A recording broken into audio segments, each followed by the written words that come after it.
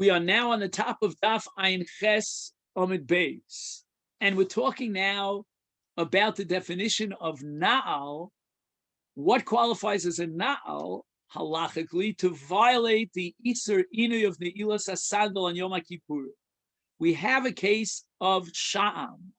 Sha'am means they went to the water areas, the marsh areas, and they cut reeds, and the reeds were very pliable. In English, it's called rush, R-U-S-H, and they would make a shoe out of these reeds. It was more like a kind of almost flimsy, cheap, flexible kind of shoe. Now, what's the Isra on Yom Kippur? Is there a separate definition of Na'al? For example, in Chalitza, we have Al Parsha for Chalatz Na'alo Mi'olav, which she has to take the Na'al and remove it from his. And there's a halachic, abstract, legal definition of a Na'al, and that's what's prohibited on Yom Kippur. But no, anything that protects your feet and gives you pleasure by cushioning your feet, that's considered a tanug, and it's antithetical to Inu, it's also on Yom Kippur. And the Nafkamina is going to be this case of a sandal shel sham. Omar Rabbi Yitzchak bar Nachmani al ragla v'yomar anira isias Rabbi Yeshua ben Levi sheyotza b'sandal shel sham b'Yom Kippur. I saw Rabbi Yeshua ben Levi wearing this reed-like substance on his shoes. And I asked him, okay, you're allowing it on Yom Kippur because it's not a now. But B'tainis Tzibur, if it doesn't rain on time and they declare a public fast day, all of a sudden B'tainis addresses this question.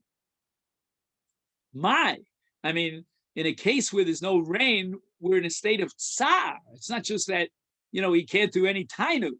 So maybe we're not in a state of tsar if we wear this nal shel sandal shel tsar. He said there's no difference between Yom Kippur and Tanis Tzibur.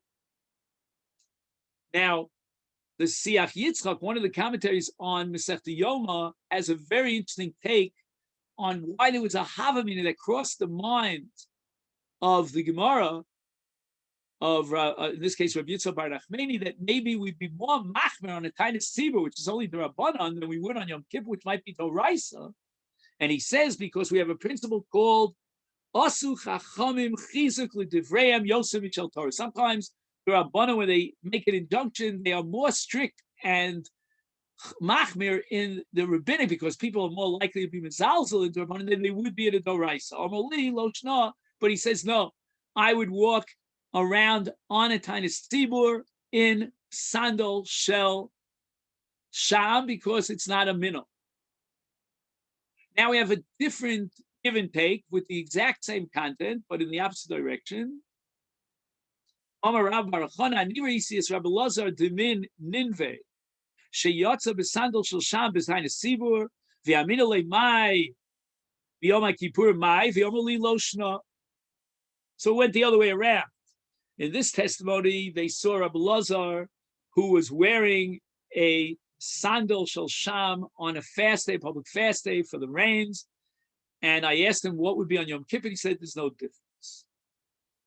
And in this case, he thought maybe Yom Kippur is more machmir. We have to exclude it because any comfort that he gets from whatever wear he wears on his feet, whatever footwear, even if it's not qualified as a nal, would be prohibited. And he said, no, if it's not a nal, even though it gives you some element of comfort, it's mutter.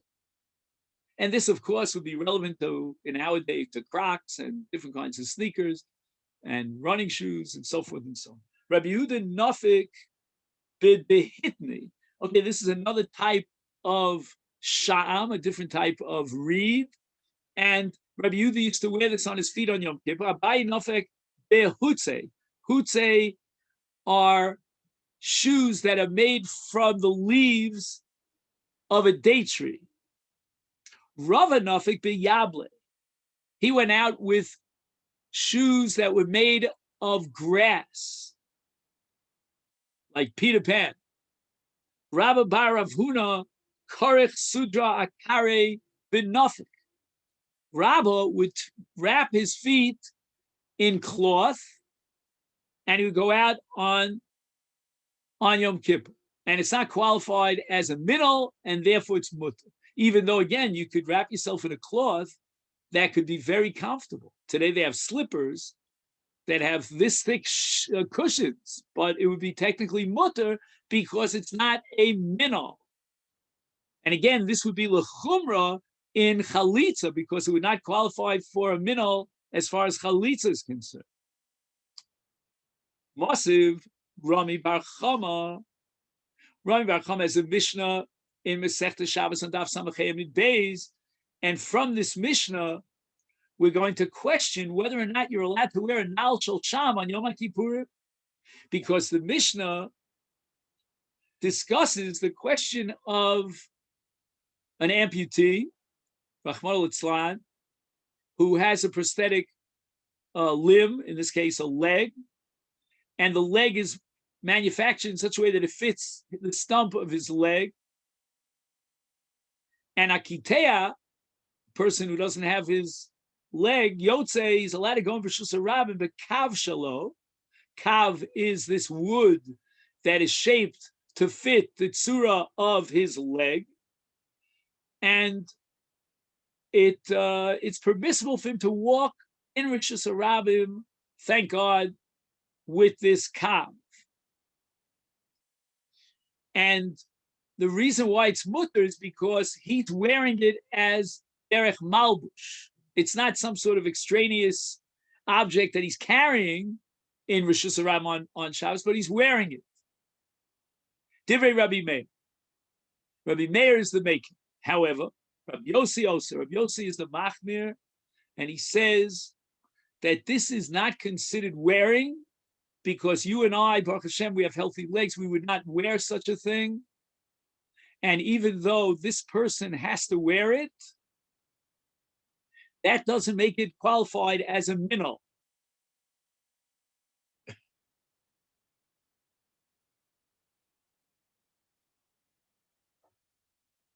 So the issue here between Rabbi Meir and Rabbi Yossi revolves around a case of somebody who has to wear something that for you and I would not be considered a minnow.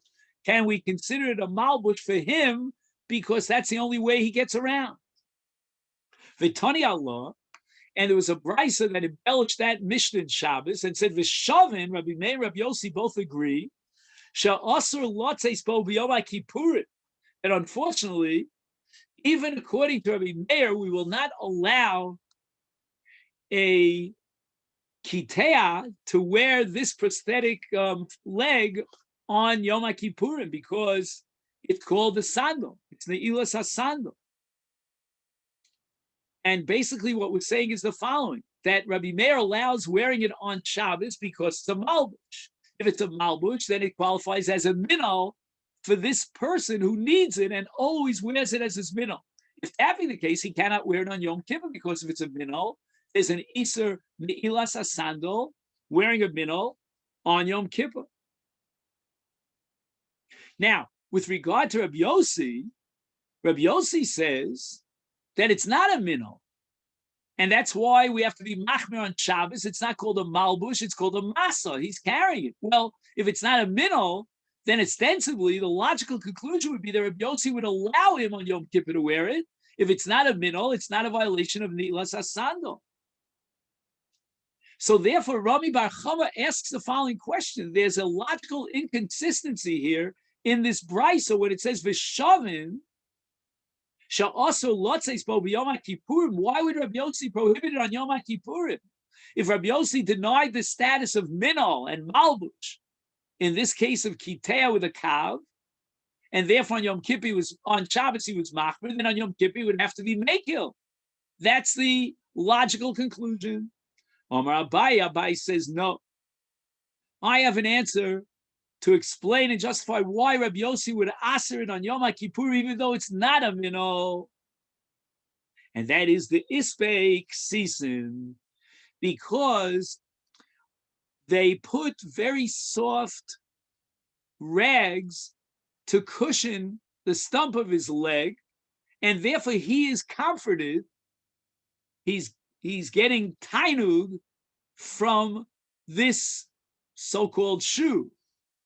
Mishum tainug, meaning, if you're asking me whether it has the status of a minnow and a malbush, and whether he could wear it in Rishus Harabim on Shabbos, the answer is no, it's a masa. But if you're asking me, would it be prohibited on Yom Kippur? The answer is yes, it's prohibited on Yom Kippur, even though it's not a minol, because it's tainug. We don't have an abstract, universal, legal definition of minol as far as Yom Kippur is concerned. What we need is something that has tainug, and if it gives him pleasure because it's very well cushioned, then it's considered a minol as far as the Isur of Nilas Asandal. And this was the brilliant chap of Abaye, but Rava completely smashes it. Amalei Rava, ilav manahu. He said, mashvile mana? If you're telling me that it doesn't have the status of a minol, then just because there are cushions, pillows inside the kav, therefore it becomes also on Yom Kippur. And the Mefarshim point out that Rava was answering and rejecting Abaye b'pshitas hasvara. Just it didn't make any logical sense to Rava in his mind that because he gets some sort of comfort from the cushions, therefore that makes it into an Isur Nilas Asandal. What, are not allowed to sleep on pillows at night on Yom Kippur? The Ode, but furthermore, here I want to ask you a more technical question, but a more difficult question. Ol tainu delav minolu. B'Yom Kippur mi aser. Is it possible to maintain that position that something which is not a minol but it's tainug is also on Yom Kippur? Or Rabba bar Rav Huna v'karach sudra kari v'nafik. We already learned earlier the testimony about Rabba that he would wrap his legs in cloth and he would go out with the cloth on Yom Kippur even though he had tainug. Right? He wrapped himself around and around and around, and it was very comfortable for him. The Ode, and a third question to object to you, Abaye, Midaktani Sefer, in the Sefer, the Mishnah, that Mishnah in Shabbos that we quoted earlier, it says, Im Yeshlo Beis Kibul Ksisim Tameh. Now, we have halacha in Kabbalah's Tumah that a kli eitz, a wooden kli, if it's a kli eitz pashut, it has no receptacle, it's a flat piece of wood, then it's not makabel tum. But if it has a receptacle, then it's makabel tum. It's called a kli eitz sheyeshbo beis kibul. And the Mishnah says that if the kav that the amputee wears on the stump of his leg is got a base kibul, because they put ksisim in there and they round it off, is then tomeh. It would be makabel tumah because it has the status of a klietz sheyesh bo beis kibul. Now, from the fact that the sefer of this very same Mishnah is clearly, explicitly talking about a case of beis kibul, and as ksisa michlal de reisha, lav bid islay ksisa maskina. The reisha that records a machlokas about whether he's allowed to wear it is talking about a case where there is no beis kibul, and it doesn't have ksisa. And yet, you're telling me that it's also to wear it on Yom Kippur. Mabai, you can't be right. You're saying the reason why it's prohibited on Yom Kippur because of these ksisim that gives him tainug, it gives him pleasure because it's well cushioned. And yet the Mishnah is talking about a case where there are no ksisim, and yet we have a statement in the Brisa that everybody agrees unanimously that he's not allowed to wear it on Yom Kippur. Why? There are no ksisim. Both Rabbi Meir and Rabbi Yossi agree that a calf of a kitea is a minnow, and that's why it's also on Yom Kippur. If you have a sandal that's made of reed-like substances, we discussed hitni and hutzi and all the above, that's not a minnow, and that's not also. But b'Shabbos b'hakam mifli, even though everybody agrees that's a minol, and if we don't understand Rabbi Yossi, how could he prohibit the kitea from wearing the kav on Shabbos? If it's a minol, it's a malbush, mar sovar, chayshina, gazrina, dilma, mishtame, the osi lasuye arba'am, mar sovar lo gazrina. The machlokus between Rabbi Yossi and Rabbi Meir revolves around the question of gzeira derabbanan. Are we afraid that maybe it could be that while he's walking the amputee in Rishus Harabim, he may lose the kav might come loose and detach itself from his leg, and it'll carry it in Rishus Harabim 4 hours. But Rabbi Meir is not worried about such a thing. This is an expert amputee. He uses this stump all the time, this kav, and we're not afraid it might fall off. And even if it would fall off, we're not afraid that it'll carry it Dalet Amos Rishus Harabim. Toner Rabbanon. Now we're talking about inui vis-a-vis a tinokes, a young infant. Tinokes mutarim bekulam. You're allowed to feed and bathe and anoint with oil 8 tinokes on Yom Kippur. The only one of the 5 inuyim which is prohibited is you're not allowed to put shoes onto a tinok chutz minilas asandal. And even though ketanim are not chayav in mitzvahs, but you cannot tie the shoes on Yom Kippur onto the feet of the tinok because we have halacha, and this is a sugya in Masechet Yevamis on Daf Kuf Yud Daled, that it says lo sochlum ki sheketzim, that in the parsha of shkotzim we're not allowed to feed shkotzim to a child. Lo sochilum. And here, the onlooker, the spectator, is going to think that you tied on the shoes on the tino, and just like you're not allowed to give a child non-kosher food, it's another thing if the child takes it on his own, but you're not allowed to feed the child, that's the Gemara in Yevamis. So too, you're not allowed to tie the shoes on, and even if the child would put on his shoes on his own, the spectator doesn't know that. He thinks that you, the gadol, put the shoes onto the feet of the cotton. So the Gemara immediately asks the following question: you're telling me that you're not allowed to allow the child to wear shoes on Yom Kippur, and why? The Amri, because people, inshi meaning the spectators, will think that Avdule, that it was the gadol who tied the shoes onto the katan. Is Hanach Nami. Let's take, for example, Rechitza and Sicha. Did the child, a young infant, go into the bath on his own? Did he anoint his body with oil on his own? Amri, the spectators will assume, inshi Avdule, that a gadol did it and bathed the child, and that you're not allowed to do. The Gemara answers, I'll tell you wherein lies the distinction between all the nuyim, including Rechitza and Sicha, as opposed to Ne'ilas Hasand. Rechitza v'Sicha Amor Shemei Esmol Avdile. In other words, we don't sleep with our shoes on. And therefore, in the case of shoes, we're going to have to assume that the shoes were put on the child on Yom Kippur. In the case of Sicha and Rechitza, the onlooker will say, you know what? The gadol washed and bathed this child erev Yom Kippur. So the Gemara is not happy with that. Sandal Nami Amor, maybe we should say Me'esmol Avdile. Why can't the onlooker say that these shoes were put on the child yesterday before Yom Kippur? Our answer, Sandal Efshar, no one would assume that when he sees the child walking around with shoes on Yom Kippur, that these shoes were placed on the child erev Yom Kippur. The Me'esmol Avdile. You want to get a taste of something very painful, like death, then l'sayim asadi v'ligni. Put on your shoes and go to sleep. In the army, by the way, there were times that we had to sleep with our shoes because we didn't have much time to sleep, and they would wake us up and get out there for the roll call within seconds. You didn't have time to tie your boots on. But as a general rule, we don't sleep in shoes. And therefore, the onlooker will suspect, and it's probably true, that the shoes were placed on his feet on Yom Kippur. So now the Gemara understood that when the Brisa says that you're allowed, the child is allowed to eat, drink, or bathe, or anoint himself on Yom Kippur, it means that the child will do this on his own.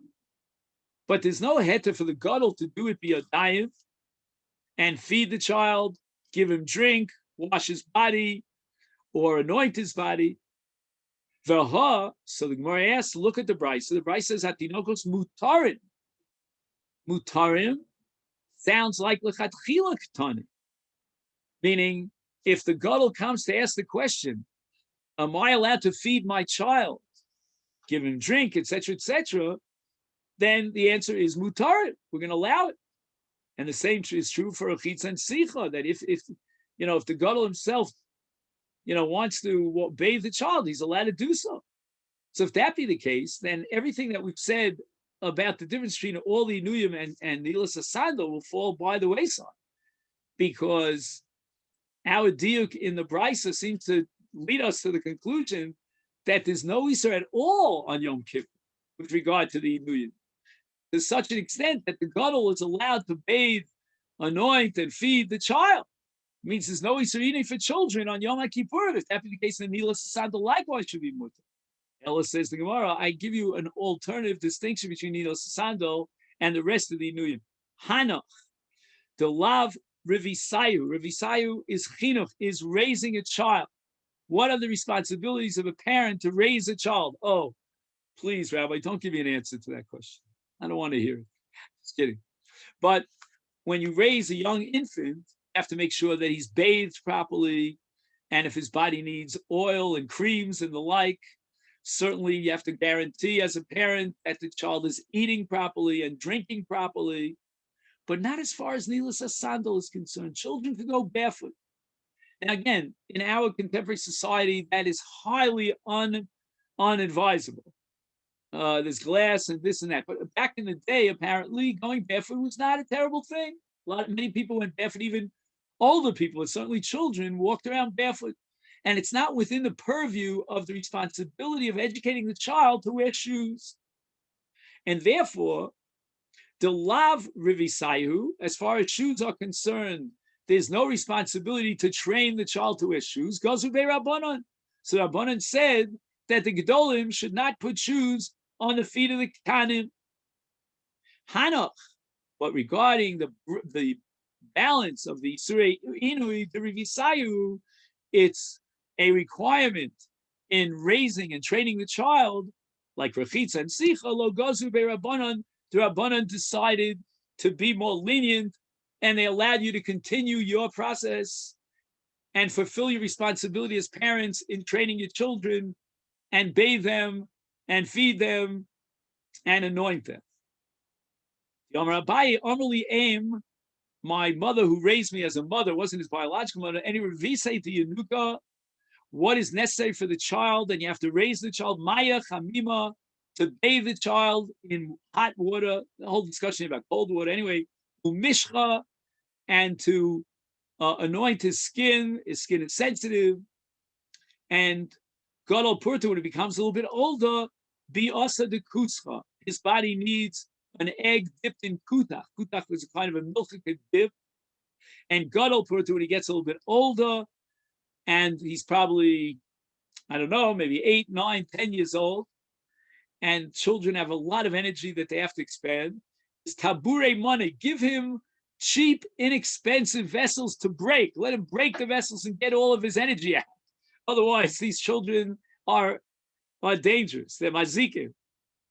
Ki hadarabba zavinlu money gezize de pachra libnei. He used to buy very cheap, broken vessels that were made of earthenware, so it was very inexpensive. Umetavrile, and the children would break them, and that's how they let out their energy. Hamelech vakala yirchetzus pneim. The Mishnah records a machlokas regarding a chaya. Chaya is a woman after birth, whether she's allowed to wear shoes or not. With regard to melech, a king, or a kala during the first 30 days, as we'll see here, she's allowed to bathe herself and beautify herself. So is the king, and we'll see why in a minute. Masnisin, the reisha of this Mishnah that allows a melech and a kala rechitza mani, is this part of the machlokas that's recorded with regard to chaya between Rabbi Eliezer and the Chachamim. Rabbi Eliezer was matir chaya after birth to wear shoes because of the cold on her feet, and she's very vulnerable. She hasn't regained her strength yet, and the Chachamim say it's not necessary. She doesn't have to wear shoes, and they weren't matir. Did the Chachamim disagree in the Reisha or only in the Sefer? What would they hold about Melech and Kala? And the Gemara answers, Rabbi Chanina ben Trajan, that from a statement or a brisa that was recorded by Rabbi Chanina ben Trajan in the name of Rabbi Lezer, we'll be able to answer your question. Desanya, we learned in a brisa, HaMelech va'kala lo yirchetzu es pneihem. They should not wash their face on Yom Kippur. That's the Tanakama. So you see that the Chachamim disagree, even in the case of Melech and Kala. Rabbi Chanina ben Trajan over Rabbi Lezer, Melech v'kala yirchetzu es pneihem achaya lo tino. Period. Yirchetzu es pneihem. Then the Brisa addresses the question of Chaya. Chaya, again the Tanakama, lo tino es hasan. Rabbi Chananya ben Trajan over Rabbi Lezer, Chaya tino es hasan. So it's very clear, 100% crystal clear from this Brisa, that the question of a Melech and a Kala is a machlokes. Tanakama asks it on Yom Kippur. Rebbe Lezer allows them to wash. My timer, why Melech? So why should we allow a Melech just because he's king? Therefore, he has to wash his face on Yom Kippur. Mishum detziv Melech biyofyo techazenu einecha. Pasuk in Yeshaya that indicates that the Melech has to look beautiful. He has to wash, and all this is part of the mitzvah of Som Tasim Alecha Melech Shetei Moscha Alecha. Kala my timer. Why do we allow Kala to wash her face? Kedei shelo tizgan al baila. And the question here that all the Mefarshim ask is, how could you be matir an Isur Doraisa according to the village Rishon, the Ram amongst them, who holds that all the Inuyim are Doraisa? You can be matir an Isur Doraisa because maybe the Kala will look not as beautiful as she should in front of her husband. And they answer with this a very fundamental principle, which we could develop over the course of an hour shir, that sometimes the Torah says something is prohibited, but doesn't spell it out specifically. Berachel bitcha ktana, and it gives the Chachamim the authority to define the parameters of that Isur. And that's what happens here with V'nisa Misnafshel Secher, and the Chachamim decided that they would allow, according to Rabbi Eliezer, a Kala and a Melech to wash themselves on Yom Kippur. Amalei Rav Rabbi Chia Kala ad Kama. How long is she a Kala? I mean, I'm married 42 years. My wife is still my Kala, right? Amalei, so Rabbi Chia says to Rav Kedisanya, this price addresses the case of Avelus. During Avelus, there's no heter of Rechitza for the first 7 days after the burial. And ein monin tachshitim in Akala. We will not remove the heter of a Kala wearing tachshitim if she lost, let's say, a father or a mother, kol shloshim yom, for the first 30 days after her wedding. Kedei shelo tizgana al baila. So we see that the status of the Kala is a 30-day period of time since the chuppah. That's to be mater avelus if her father or mother died, and to be mater, according to Rabbi Eliezer, bechitza on Yoma Kippur. Machaya tinos sandal. Why does Rabbi Eliezer allow a woman after childbirth to wear shoes on Yom Kippur? Mishum sina, because if she goes barefoot, then she might be vulnerable to tzina, to cold, and that's very dangerous for her health. Of course, it's not a situation of sakana, because then even the chachamim would agree that it's mutter. Amar Shmuel in machma sakana sakrav, if there are scorpions around, then everyone is allowed to wear shoes, mutter, and for the sake of health, you're allowed to wear shoes. So we're going to stop here on the last line on Daf Ayin Chesam Beis, where Mitzvah Shem will pick it up tomorrow. We take this opportunity to wish you a great day.